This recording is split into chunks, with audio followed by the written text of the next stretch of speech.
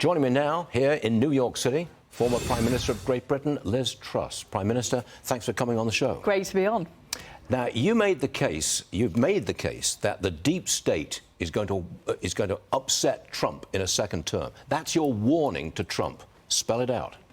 What happened to me in Britain is I put forward conservative economic policies and I got huge resistance from the economic establishment. And what I see now is those same people are now starting to question Trump and his economic policies and saying the markets won't like them.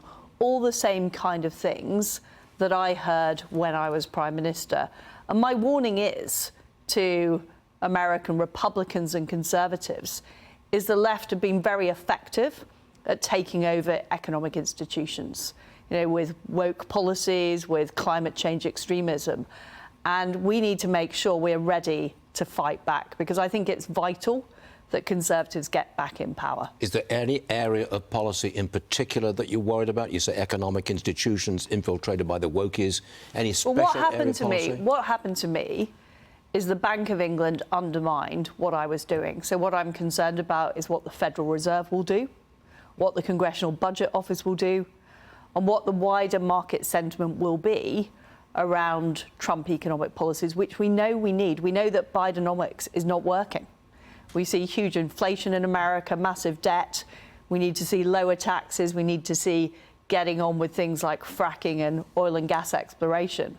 But what I worry about is there is an establishment here, like there is an establishment in Britain, that don't want to see that change happening. Generally speaking, is Trump popular in Britain? Well, I think there are a lot of secret Trump supporters in Britain. No one wants to admit it. The BBC has constant articles about how terrible Trump is, misrepresenting what he says. But I think many people in Britain who voted for Brexit back in 2016, who voted for Boris in 2019, want to see things change. And I feel that same appetite for change here in America.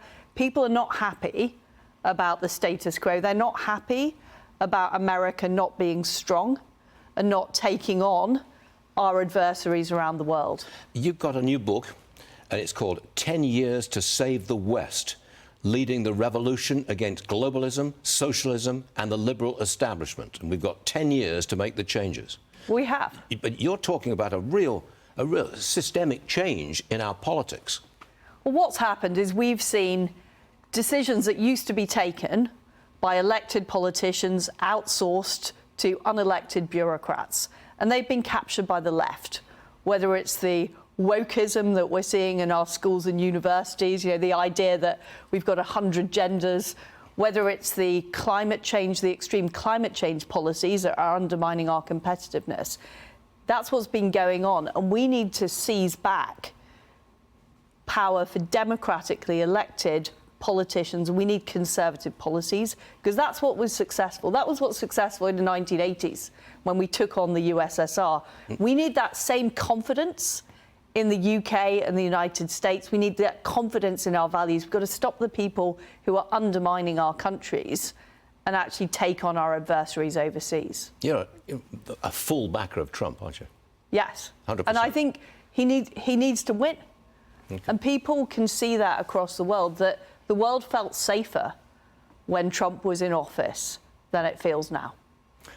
Prime Minister, I think I can say that. In England, you don't use former titles, do you? No, no. In America, we can. Prime Minister, thank you very much for being on the show. It's great to have you with us. Thank you.